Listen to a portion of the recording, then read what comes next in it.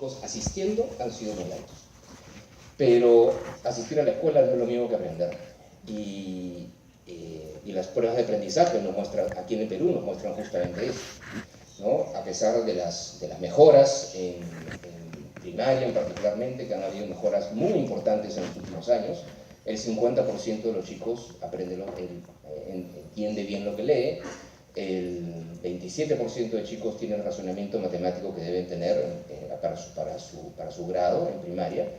Entonces todavía, a pesar de los progresos, durante los últimos 7, 8 años, estamos muy lejos obviamente de donde debemos estar. Y las últimas pruebas que hemos visto en secundaria, bueno, que es primera vez que lo medimos para segundo de secundaria, esas cifras son 10 y 15%.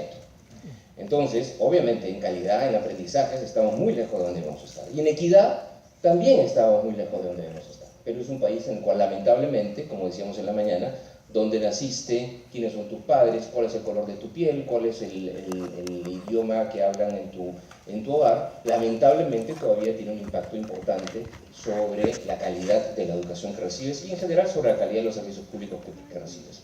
¿Han habido progresos importantísimos en los últimos años? Sí, los han habido, pero todavía estamos lejos de donde debemos estar. Pero entonces, dado esos, si puedo resumir en esas dos palabras, el reto que tenemos como país, la gran pregunta es, bueno, ¿estamos poniendo o no los recursos financieros para poder lograr eso? Y la respuesta es que, bueno, parece que no. La barrita roja que ven ahí a su izquierda es lo que se gasta en un colegio público en secundaria, en gasto corriente. La barrita amarilla es Colombia, luego está Australia, y la otra barra roja, porque es también el Perú.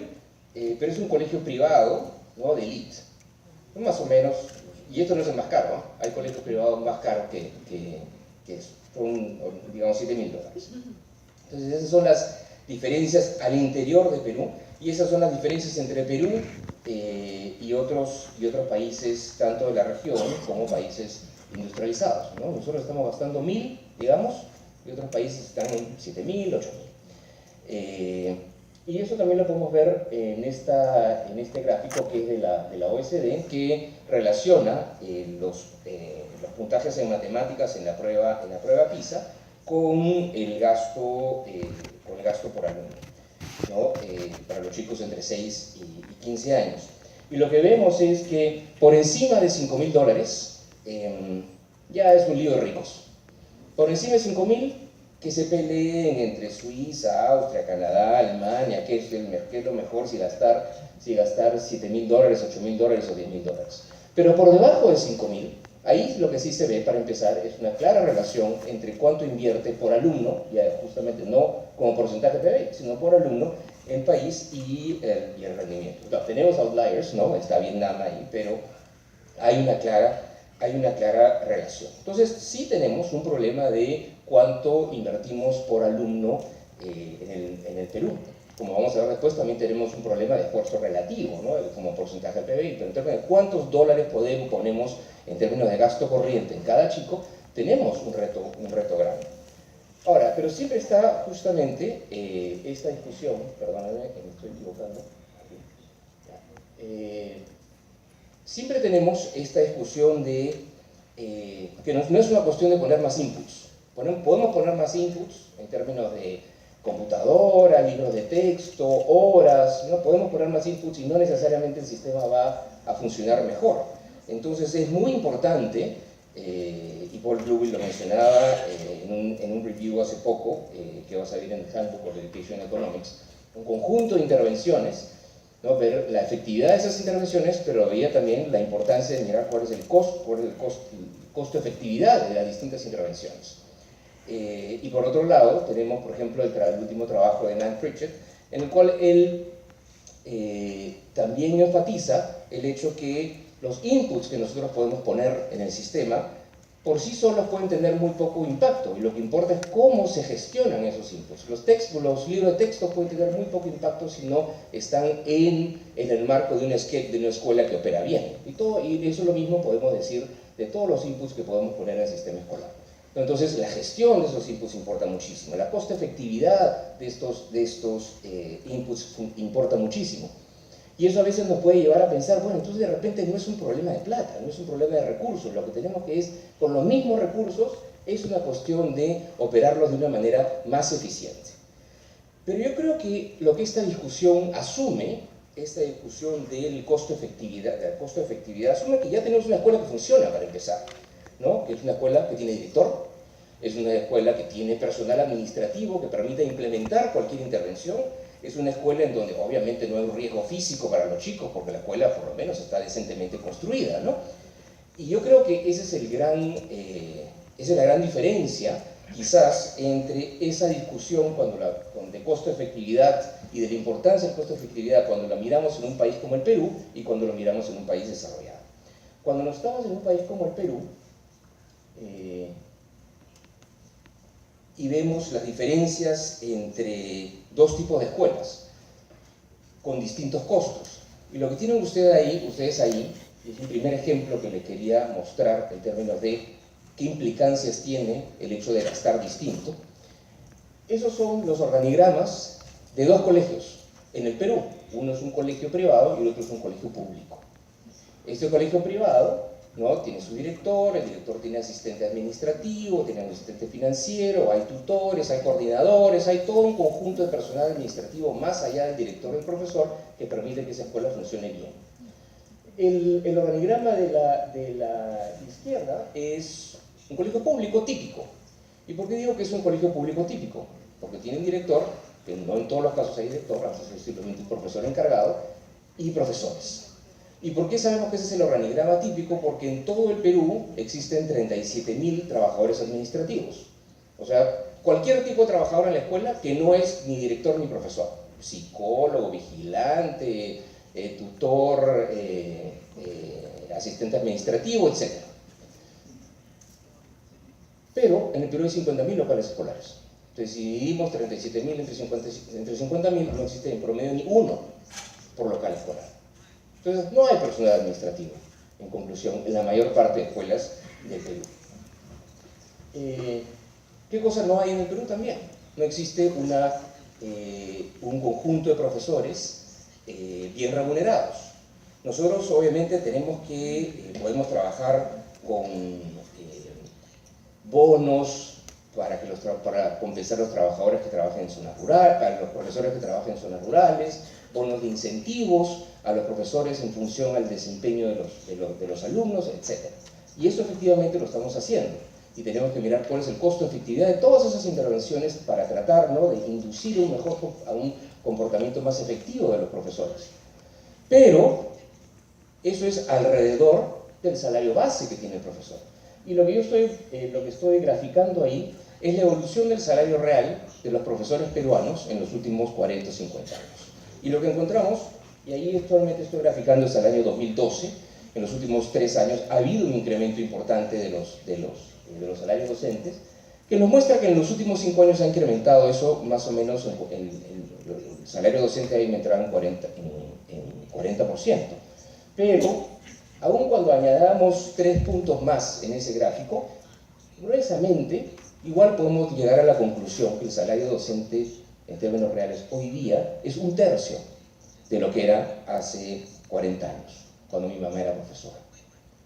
Entonces, podemos hacer muchos análisis en términos de qué tipo de bono podemos dar, etcétera, qué estructura de incentivos podemos dar a los profesores, pero aquí tenemos un problema muy grande, ¿no? Los salarios de los profesores están muy retrasados respecto de lo que eran hace 40 años y también cuando se comparan con otros profesionales en el Perú o con otros con profesores en otros países de América Latina. ¿Existe una escuela que funcione? Entonces, ya más allá de este tema de costo-efectividad, bueno, 45% de las escuelas en Perú no tienen internet, 20% de las escuelas en Perú requieren sustitución completa de su infraestructura, y si calculamos cuánto requieren una sustitución parcial de su infraestructura, esa cifra llega a casi 60%. 60% de las escuelas no tienen director designado, no hay plaza de director, es un profesor encargado. Entonces, yo creo que más allá de las mejoras que podríamos lograr y que son indispensables en lo que se refiere a la eficiencia del gasto, y eso es absolutamente indispensable, estamos bien lejos en términos del gasto por alumno que tenemos de donde debemos estar. ¿Y por qué necesitamos más gasto corriente? ¿Qué compra ese gasto corriente? Compra mejores salarios docentes, compra que todas las escuelas tengan agua, desagüe y electricidad, compra que podamos mantener a nuestras escuelas, justamente por la falta de recursos en mantenimiento de las escuelas es que la infraestructura está tan mal, que todos tengan materiales, que haya personal administrativo, que haya vigilante, que haya psicólogo. Todo eso se necesita en las escuelas peruanas, más allá del tema de costo-efectividad. Entonces, ese mayor gasto corriente que se necesita es absolutamente clave. Es absolutamente clave para poder mejorar la calidad de la educación. No creo yo que podamos hacerlo simplemente siendo más eficientes. Y más aún, una discusión que a veces tenemos con los colegas del Ministerio de Economía y Finanzas es porque le llamamos gasto corriente. ¿Ya? En educación es un servicio que todos estamos de acuerdo con que es una inversión que estamos haciendo, es una inversión en capital humano. Pero simplemente resulta que esa inversión es una inversión intensiva en gente. Esa inversión no es construir un edificio, es una inversión intensiva en un profesor bien remunerado, en un psicólogo, en un tutor, en un acompañante, o en un consejero, en un trabajador social, en un director. Pero eso es gasto recurrente. O sea, no le pagas una vez, eso le tienes que pagar todos los meses. Entonces, eso yo lo llamaría es una suerte de inversión recurrente, ¿no?, que tenemos que hacer como país. Y entonces ahí quiero concluir ese tema con la aseveración que ser eficiente no va a ser suficiente. Ser más eficiente probablemente nos permita que con los mismos recursos que tenemos hoy día, podemos de repente incrementar nuestros aprendizajes en 20%, siendo más eficientes en todo nuestro gasto. Pero es un 20% alrededor de este $1000 que gastamos. Entonces no es lo mismo hablar de eficiencia alrededor de gastar $1000 que como si fuéramos un país desarrollado, ¿no?, que es ser más eficiente alrededor de ese gasto de $7000. Entonces yo creo que sí tenemos que poner en perspectiva, ¿no?, cuánto vamos a poder ganar, ¿no?, en términos de poder invertir más en educación solamente a través de eficiencia. Con eficiencia vamos a poder multiplicar en 7 la cantidad de recursos que finalmente estamos poniendo en la educación de un chico, y ese número en verdad era el colegio privado, no es un país desarrollado, es un colegio privado en Perú, no. Entonces sí requerimos más recursos. Y hay otro argumento ahí que yo creo que es importante. En una discusión en los diarios, aquí en Lima, justamente en un artículo que yo mencionaba de que es absolutamente central que tengamos que invertir mucho más en educación y que lamentablemente esa inversión adicional es inversión recurrente, es todos los años, y por lo tanto tiene una implicancia en términos impositivos, ¿no?, que es lo que también se discute en el último reporte de la OECD.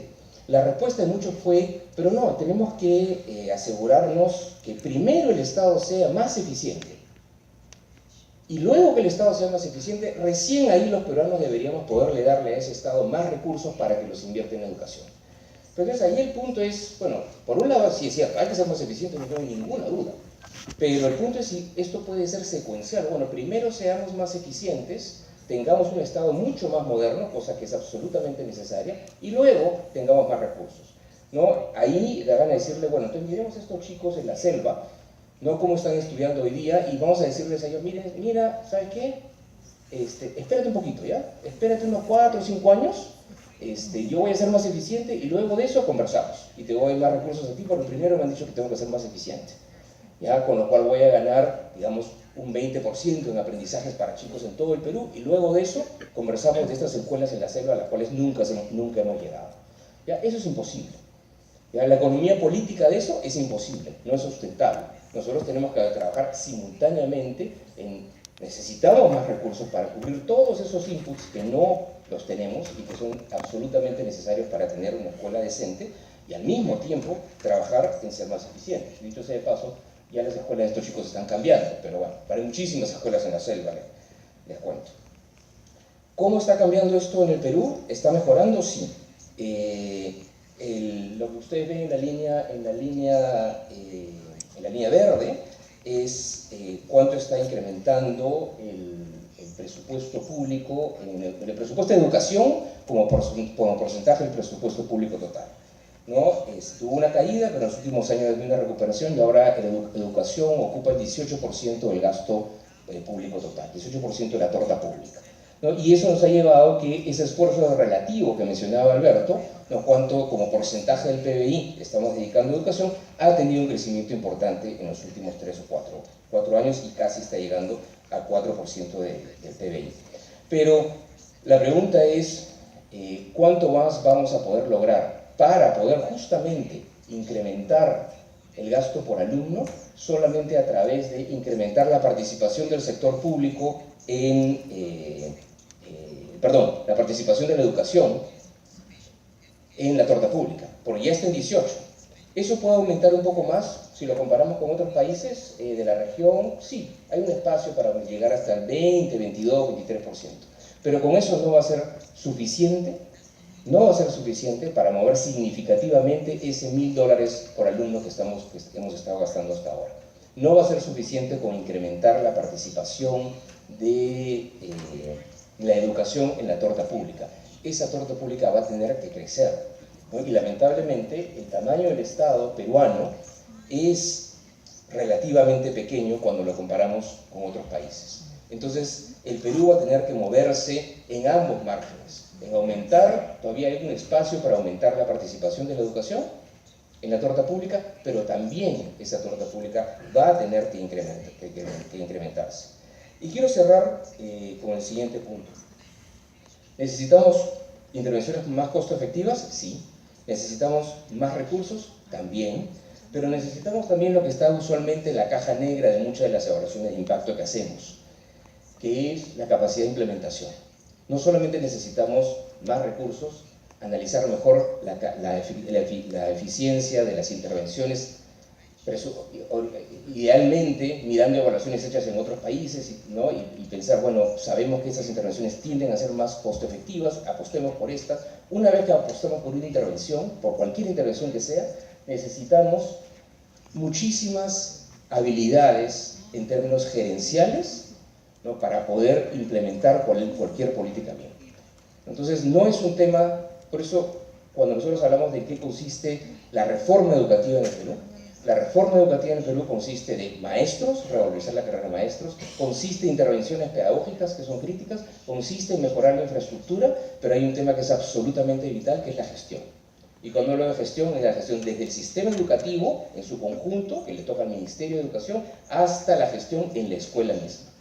Necesitamos poder negociar bien con el Ministerio de Economía y Finanzas, ¿no? Y eso es absolutamente central como para poder tener más recursos y para poder ejecutar recursos a lo largo del año. Necesitamos capacidades de ejecución, necesitamos capacidades gerenciales para expandir los programas, necesitamos equipos multidisciplinarios. Y eso es absolutamente crítico para poder ejecutar cualquier nivel de recursos fiscales que tengamos, ¿no? Si nosotros hemos decidido de que la intervención correcta en la secundaria en el Perú es tener un modelo de jornada escolar completa, el reto que tenemos en este instante ya es menos de la definición del modelo pedagógico que necesitamos para esas escuelas. Ya se trabajó eso. El gran reto que tenemos es que eso lo hemos implementado en 1000 escuelas, pero en el Perú hay más de 8000 escuelas secundarias. Entonces el gran reto que tenemos, y ahí deja de ser claro, porque es un reto de gestión para poder llegar a todas las escuelas que queremos. Y entonces solamente déjame cerrar ya con esta terminal, que es algo que yo creo que ha sido un error de muchos países, incluyendo el Perú, es decir, bueno, esta es la torta fiscal, estos son los recursos fiscales que existen. Dados estos recursos fiscales que existen, entonces, bueno, repartimos y esto es lo que le toca a la educación. Y si le toca poco, bueno, mala suerte, esperaremos, ¿ya? Y cuando las cosas mejoren, les tocará un poquito más, ¿ya? Eso es inviable para un país como el Perú.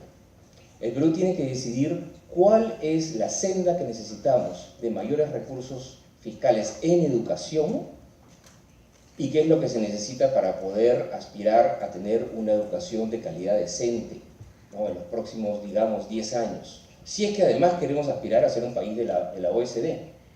Y si es que ese es el objetivo, bueno, entonces cuál es el esfuerzo fiscal global que se necesita. Entonces, cuál es el esfuerzo y cuál es el esfuerzo que se le va a pedir a los peruanos para poder financiar eso que necesitamos. Tenemos que pensar en cuánto se tiene que invertir en educación, no como un residuo, no como decir, estos son los recursos que tenemos, los asignamos aquí, aquí, aquí, bueno, ya, esto es lo que sobró para educación, eso es.